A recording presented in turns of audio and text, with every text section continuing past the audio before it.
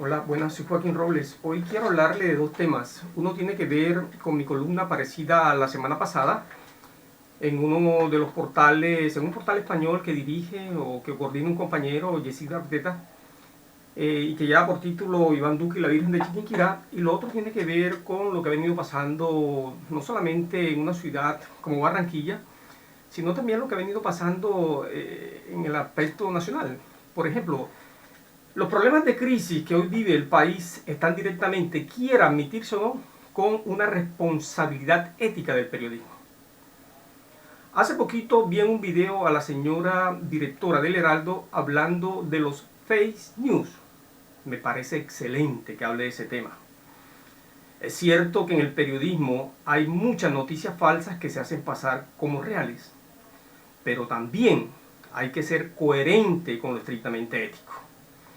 Cuando usted habla, por ejemplo, del concepto de trabajo y en un editorial del periódico, hay una defensa del trabajo, pero ese mismo día en que publica la editorial de la defensa del trabajo, hecha a 7 de sus mejores columnistas, estamos frente a un fake news. Tú no puedes ni siquiera imaginar que alguien que defienda unos valores de una situación, sea política, sea laboral, sea de cualquier índole, termine de alguna u otra forma diciendo otra cosa totalmente opuesta a lo que dijo. Por ejemplo, ¿cuántas ollas podridas ha destapado en los últimos, vamos a decir en los últimos 10 años, un periódico como El Heraldo? ¿Cuántas ollas podridas, sabiendo toda la podredumbre que se maneja a nivel institucional, tanto en la alcaldía como en la gobernación? Esto de los mercaditos es solo la punta del iceberg, es solo uno de los muchos problemas por los cuales atraviesa la institucionalidad en una ciudad como Barranquilla y en un departamento como el Atlántico.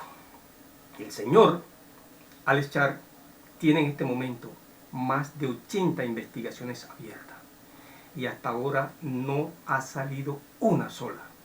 La pregunta es, ¿cuántas notas de ese periódico que dirige la señora ha develado esos grados de corrupción que se mueven dentro de una institución como es la alcaldía? ¿O cuánto han sido las denuncias hechas por ese diario de las 80 y más investigaciones que tiene el señor Alex Char? Esto es verdaderamente un problema ético. ¿Por qué? Porque el periodismo, ya no hay que volver sobre el mismo tema, cuáles son las funciones del periodismo. El periodismo tiene unas funciones bien claras. Y una de esas funciones es develar la verdad de los hechos. Y si eso no está pasando, no se está haciendo periodismo. Póngale el nombre que usted quiera. Póngale relaciones públicas, póngale lo que usted desee. Pero eso no es periodismo. ¿Sí? Cuando un portal saca una imagen de su alcalde, del alcalde de la ciudad, entregando mercaditos de 50,000 pesos, pero que en el fondo son cobrados por 100,000 pesos, y ese portal, ese medio se queda callado, no está haciendo periodismo. Eso incluso merma la credibilidad del medio. Y eso es lo que ha venido pasando con un periódico como El Heraldo. Mira, El Heraldo no es un periódico ni siquiera regional. El Heraldo no es un periódico ni siquiera de Barranquilla. El Heraldo es un periódico del estrato 4 hacia arriba de la ciudad de Barranquilla. ¿Cómo se puede advertir eso? Hay que leer los contenidos, a quiénes van dirigidos esos contenidos, y podemos sacar conclusiones. La única manera que aparezca en un medio de comunicación como este un hecho que marque de relevancia local, y cuando aparecen, por ejemplo, que esos hechos se dan en estos barrios subnormales de la ciudad, entonces cuando aparece, ¿sí? Porque es de relevancia. Unos sicarios del sur mataron a unos tipos en el norte, entonces eso cobra relevancia. Pero ¿a dónde va encaminado ese titular, ese hecho? No a los pobres estos que fueron los asesinos, no, va encaminado en que mataron a una persona de la alcurnia o digamos de la alta sociedad, y que eso merece ser reseñado. Entonces pensemos muy bien qué es lo que se está haciendo en el ámbito local, nacional, de lo que es el periodismo. Lo que ha venido pasando con Semana, por ejemplo, por decir otra cosa, me parece sumamente peligroso, ¿sí? Sacar un periodista por su posición, ni siquiera por la parte periodística, te lo sacan por una posición de carácter político. Listo, eso es suficiente para ellos. Otra cosita con este señor que tenemos de presidente, el señor Iván Duque, cuando un mandatario encomienda la salud de sus ciudadanos, por ejemplo, a una virgen o a un santo, uno inmediatamente se pregunta en qué momento de la historia está ubicado ese señor. ¿Sí? No hay otra posibilidad. ¿Por qué? Porque cuando tú te enfrentas a una situación de emergencia de salud, tienes que encomendar eso en manos de profesionales de la salud. ¿Sí? No decir que vamos a esperar que la Virgen de la Vaina nos haga el milagro, porque la Virgen no nos va a hacer ese milagro. ¿Sí? Hay que ponerlo en manos de gente preparada para combatir ese mal. Y los únicos preparados para combatir ese mal son los médicos, ¿sí? Que saben exactamente cómo se mueve el virus y cuáles son sus consecuencias y cuánto tiempo dura incubándose. Esos señores sí saben esa vaina. La Virgen de Chiquinquirá no sabe un carajo sobre eso. Pues bien, Iván Duque y la Virgen de Chiquinquirá. La importancia de la historia está en los detalles, sentenció el británico Edward Gibbon. Es más, no sería para nada exagerado asegurar que la vida está en los detalles.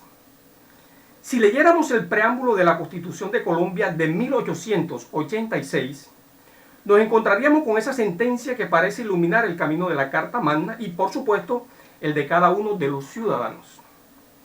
Comillas, en nombre de Dios, fuente suprema de toda autoridad. Comillas. Quizás esto pueda explicarnos un poco por qué los franceses, incluido el gran Víctor Hugo, creían que nuestro libro sagrado, nuestro libro guía, había sido escrito para una legión de ángeles y no para unos simples mortales. Quizá pueda explicarnos también por qué nuestra nación lleva el honoroso título, comillas, del país del Sagrado Corazón, comillas, y por qué la mayoría de los colombianos cree todavía en los políticos.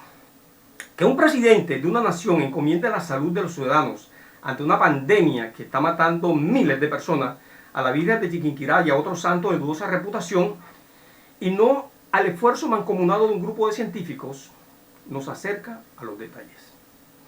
A esas razones que explican por qué el desarrollo de Colombia sigue siendo, más que un sueño, una utopía. Y recordemos que las utopías son planes ideales, pero de difícil realización, ya que la base que los soporta carece de los cimientos que sostienen las columnas que permiten la realización de esa realidad o de ese hecho.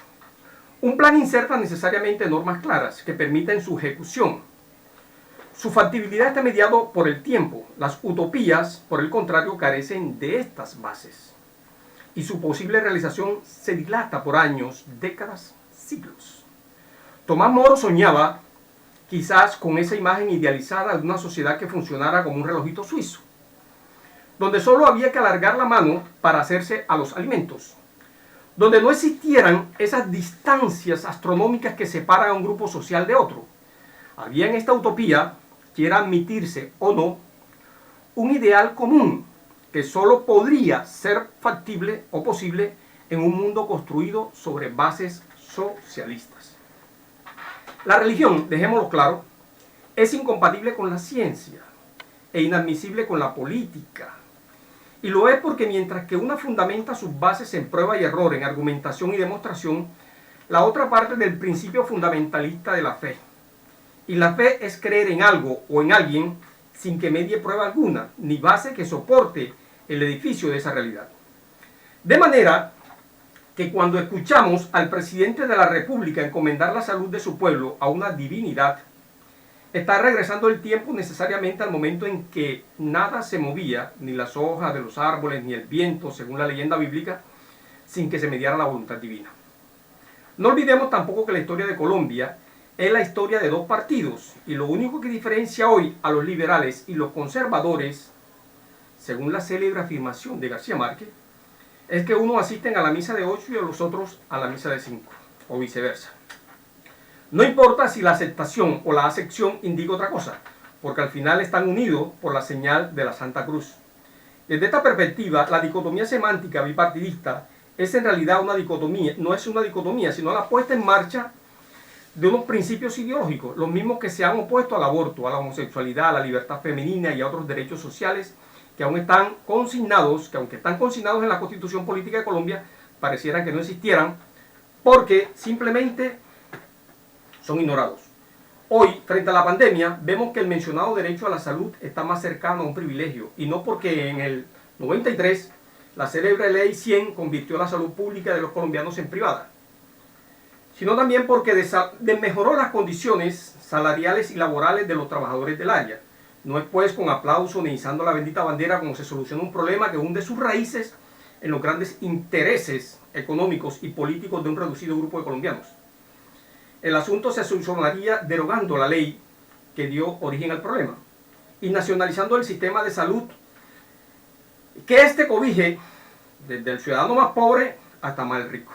Lo demás es paja.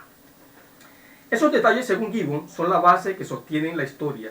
Nos hablan también de las razones por las cuales el país del Sagrado Corazón elige cada 4 años un presidente que representa los intereses de las mismas mafias políticas que desde hace 2 siglos dirigen la nación.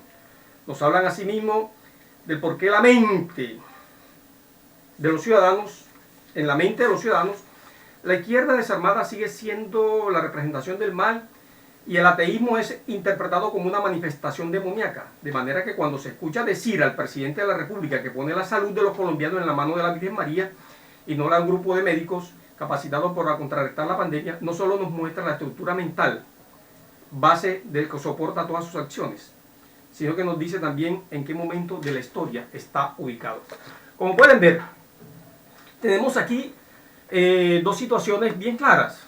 Una tiene que ver con las creencias, que son las que nos permiten de alguna manera movernos dentro de la sociedad, y lo otro tiene que ver con la ética, ¿sí? Incluso yo creo que el problemita ético nace también cuando, hombre, tú tienes la posibilidad, tú como mandatario de una nación no puedes bajo ninguna circunstancia decir cosas como esa. Primero porque estamos en un país donde la misma Carta Magna nos dice que tú puedes creer lo que tú quieras, ¿sí? Pero eso no es fundamental para todos los ciudadanos, ¿sí? País laico, un país donde la religión está en un lado y la política y la ciencia y el conocimiento está por el otro lado, ¿sí? Entonces es un problema de carácter ético si tú dices una vaina como esa, que encomienda la salud de tus ciudadanos a la Virgen, la que sea, ¿sí?